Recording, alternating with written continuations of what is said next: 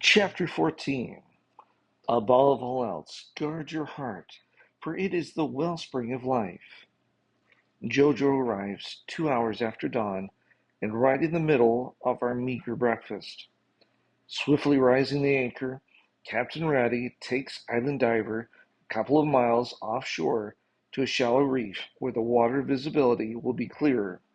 On deck, we begin preparing our underwater scuba scooters and cinema cameras, whilst grabbing quick mouthfuls of cold cereal. Motoring a mile offshore to the underwater park, with the dolphins swimming happily in the wake of the propellers, we hastily tie up to a mooring buoy.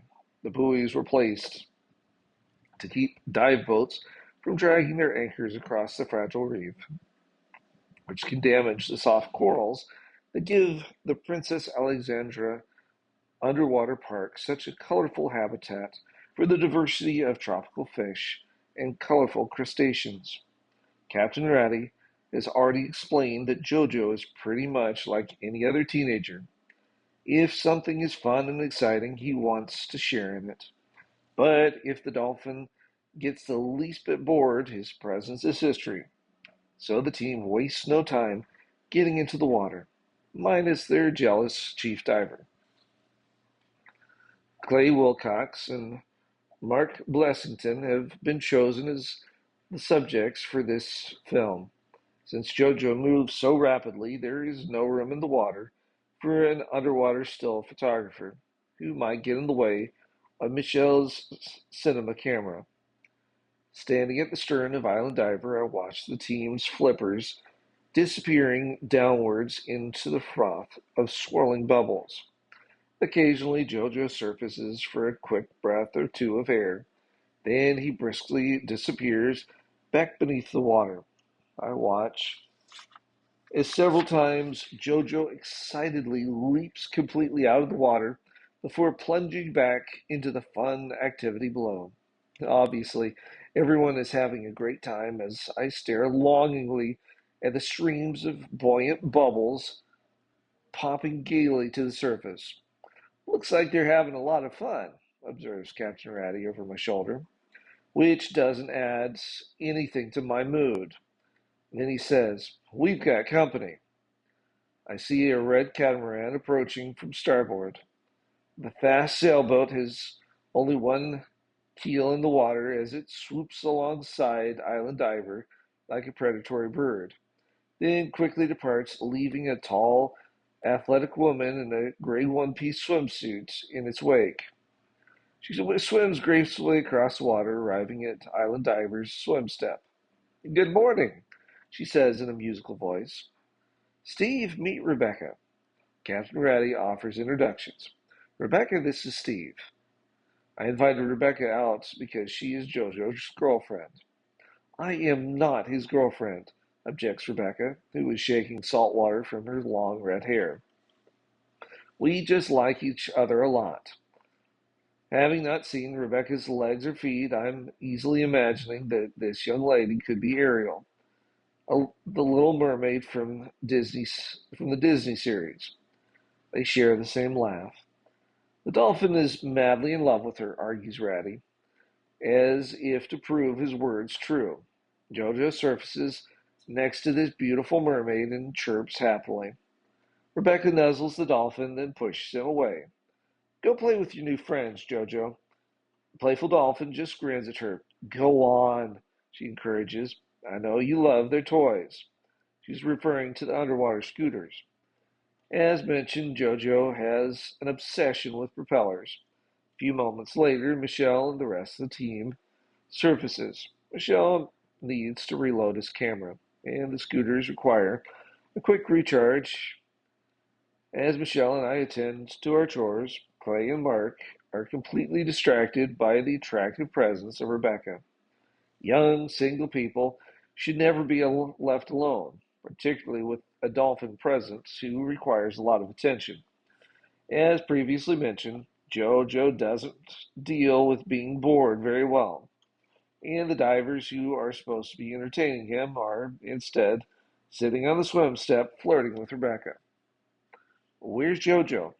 I ask, anxiously peering into the empty water at the stern of Island Diver. Oh no, laments Rebecca. It's my fault. It's no one's fault, offers Michelle. Let's let's just find him. Captain Ratty gets on the radio to see if anyone has seen Jojo. A few minutes go by before we get an answered call from the Club Med Resort. He's just south of our pier, comes the static-laden reply, with the water skiers. Oh no, Rebecca says despondently. We'll never get him back now. Why not? I ask. Because Jojo loves water skiers, replies Rebecca. Yeah, chimes in Ratty. He loves to knock them over. What? Michelle is surprised. Jojo sneaks up behind them. He looks for someone on two skis, going slow and wobbly. Then he knocks one ski out from under them, laughs Ratty. Jojo likes watching people do a face plant at 20 miles an hour, giggles Rebecca. Then more soberly adds, That's why we'll never get him back.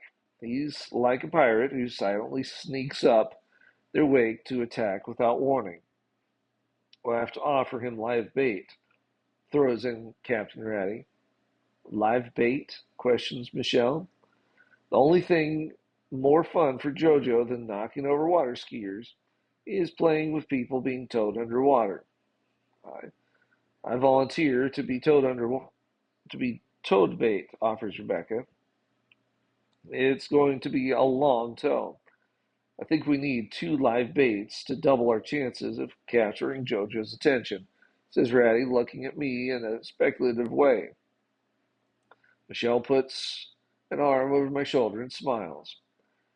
It is a look I know only too well. Sure, I volunteer too. I state the obvious before it becomes mandatory. Half an hour later, at the water skiing circuit, we locate our wayward dolphin. Jojo is at first nowhere in sight. Then, abruptly, a young girl skier loses it in a wide turn on flat water. She does a toad face plant at roughly 25 miles per hour. A rooster tail of water flies from between her pigtails as she is dragged face first for a short distance before letting go of the ski rope. Got him? Yells Rebecca. A fin silently slips below the surface in the wake of the water skiing casualty. Into the water, you two, shouts Ratty. Rebecca and I quickly jump into the warm tropical water holding flats hydroplanes. These are wing-like devices with twin handholds attached to a long tow rope. Captain Ratty throws Island Diver into gear and accelerates to 3 knots. Angling the hydroplanes downward, we descend in the wake of the dive boat, passing closely to the girl's recent impact zone, yet failed to lure out the dolphin culprit. Ratty decides on a high-speed pass and increases the throttle to 5 knots, which is the absolute limit for human tow speed. At this velocity, my dive mask is vibrating against my face, which is nothing compared to the problems Rebecca is having with her one-piece swimsuit. It is bulging in the oddest places with water rushing down the neck of the rapidly expanding garment. Then, beyond Rebecca's inflated Speedo, I see Jojo coming in swiftly. The dolphin does a close pass on Rebecca to check out her blimp Speedo, then continues in my direction. I'm thinking Jojo will stop a few feet away, but he doesn't. Playful dolphin flips upside down and slides right beneath me. We are nose to snout only inches apart. I grin and hum to Jojo a few notes from the Disney Mickey Mouse song, which sounds rather good underwater when accompanied with bubble noises. It is exciting to peer so closely into the frisky eyes of such an intelligent creature, who's seeking us out simply for fun and games. He squeaks back a dolphin melody of his own. Then, as Captain Ratty swings Island Diver back out toward the distant reef, I run out of air. Angling up toward the surface, I see Jojo watching my departure. Then he begins to swim off. I see Jojo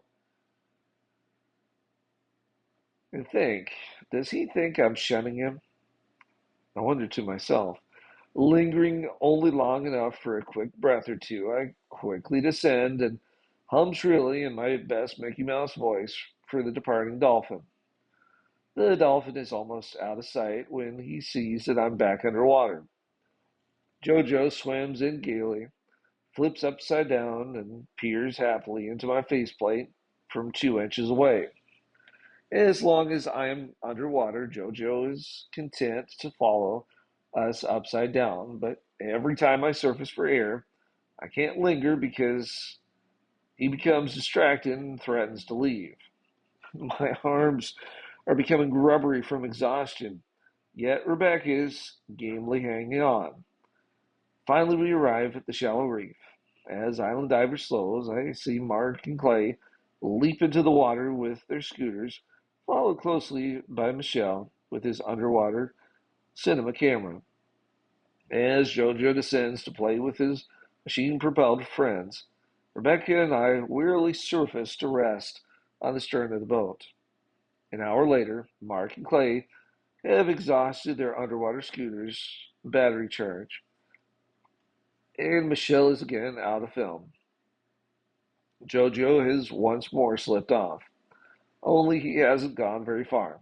We find the dolphin several hundred yards away, playing with a submarine. It isn't a very big submersible. Actually, it is only a two-person semi-wet sub. The pilot and his passenger sit in a tiny compartment half full of water. Compressed air inside the cockpit keeps their upper torsos dry. Jojo is closely inspecting the wet sub's portable propeller, portside propeller. Rebecca and I make repeated free dives down to the little submarine, which is at a depth of about 40 feet, to shoot pictures. I am almost out of film when Jojo suddenly stops all activity and appears to be listening. Zeroing in on a sound only he can hear, the dolphin abruptly streaks off in the direction of Island Diver. Rebecca and I follow as at a much slower human speed to find Jojo with Captain Ratty.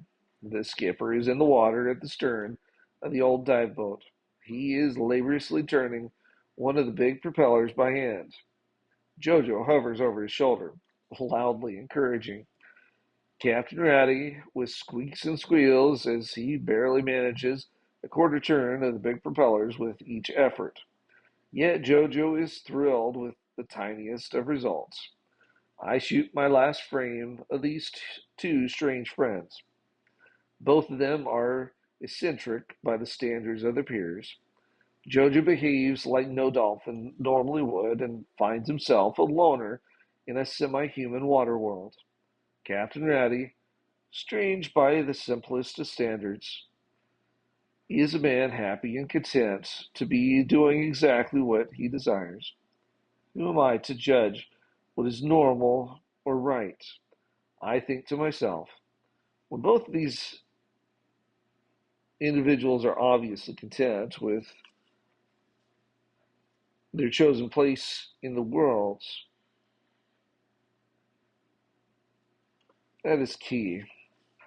I realize both the dolphins and the man have made a choice, and I created a world for themselves, and created a world for themselves that fits their own simple expectations. There are a few people like Captain Ratty who are actually living the dream they have chosen. Bill Ratty, the captain without a crew, and his boat are a weird assemblage of spare parts. Yet he has squeezed a real-life dream out of this meagerness. Jojo is a rare and unique dolphin, living a solitary life, mostly away from his own kind. Jojo's loneliest times are at night when he faces the submerged darkness without human companionship. Yet both of them, the man and the dolphin, are happy with the simple pleasures that they have built into their modest lives. They are finding joy embraced in the solitary hardship of loneliness, in being themselves despite any judgment of their peers. A man who has a watch knows what time it is. A man with two watches isn't so sure. Anonymous. It is a moment of acute personal awareness. I realize that I do not have that kind of courage. I am completely dependent upon the fellowship of others. With this fraternity comes social judgment, of which I am a constant and willing victim because this is a conscious choice I make. All of us are impacted by peer pressure. To break out of this social bond, to become different than what is commonly expected of us, takes a unique kind of courage. Captain Ratty has it, and so does Jojo. But this requires a willingness to exist outside the normal social boundaries. I believe that these kind of people or intelligent animals are unique and kind of special. They add a diversity and richness to our lives when we take the time and effort to get to know them. Many people tend to shun eccentric individuals, yet all of us are special before God, and He listens closely to all of our prayers. Pressing the shutter to take a last picture of these two happy and very unique individuals, the camera freezes. The last frame is already used. So I look intently at the subjects of my attention and quickly imprint them upon my mind. A dolphin chirping happily, and a man laboriously turning a huge old propeller by hand while he whistles silently underwater. If we did all the things we are capable of doing, we would literally astonish ourselves. Thomas Edison. Chapter 15. Trust in the Lord with all your heart, and lean not on your own understanding. In all your ways acknowledge him, and he will make your paths straight. Proverbs 3, 5 and 6. Building the dream machine requires commitment and discipline. It is a lifelong project that grows us as we mature. Happiness is found in the never-ending journey of seeking excellence within ourselves. By focusing our best efforts at all times, we can discover the wonder and challenge of an adventurous existence. Life is a quest. Each accomplishment is but a stepping stone for reaching the next adventure plateau. Yet be warned, there are many hazards along the way. Some dangers are very real and easily perceived, such as the devastating attack of great white sharks. However, the chances of being attacked by a shark in the ocean are only 1 in 14 million. The chances of being struck by lightning are only 1 in a million. These are extremely rare events that we may not have much control over, except by staying out of the ocean or not walking in a thunderstorm, both of which I thoroughly enjoy doing. However, there are other dangers lurking with malicious intent that are far more subtle as they silently stalk their intended victims. I'm talking about the perils of negative choices. There are some, they often call themselves friends, who would lure their companions into the dark realm of drug use or antisocial behavior. It is not the perceived enemy who offers another person drugs or who encourages wrongful conduct. We are social creatures who like to do things with others. When a person makes a negative life choice, they are never content to go it alone. Drug abuse is a plague that is ravaging young Americans and youth around the world. Drugs destroy young minds and bodies, and in the end will corrupt youthful dreams. into very real adult nightmares. A big part of my life was ruined when drugs were offered to me under the cloak of friendship. My own journey into darkness came from a corrupted dream. I always wanted to be a surfer and took up the sport in Hawaii. Unfortunately, the friends I chose to surf with were also marijuana abusers. Some call what happens next peer pressure, but the bottom line is I made a really bad choice. Marijuana abuse almost destroyed my life, and it directly led to my incarceration for 3 long years. A false testimony can last a lifetime. Will Aveton. Drug abuse is a plague that lurks in the shadows of supposed friends. Simply put, drugs bite. The 3 billion killers of teenagers in America are drug and alcohol abuse, followed by youth killing youth and teen suicide. It can't be easy being a young person in this fast paced modern society. Adult choices are hurled at young people on a daily basis. Yet, by making a positive commitment to living a Christian lifestyle, we are donning a shining coat of armor that wards off evil and wrongness.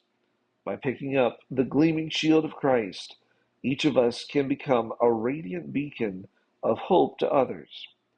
As proved in my life and in the lives of millions of other Christians, Jesus Christ is the most incredible dream machine builder of all.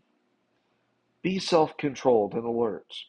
Your enemy, the devil, prowls around like a roaring lion looking for someone to devour. Resist him. Stand firm in the faith because you know that your brothers throughout the world are undergoing the same kind of suffering. 1 Peter 5:8 and 9.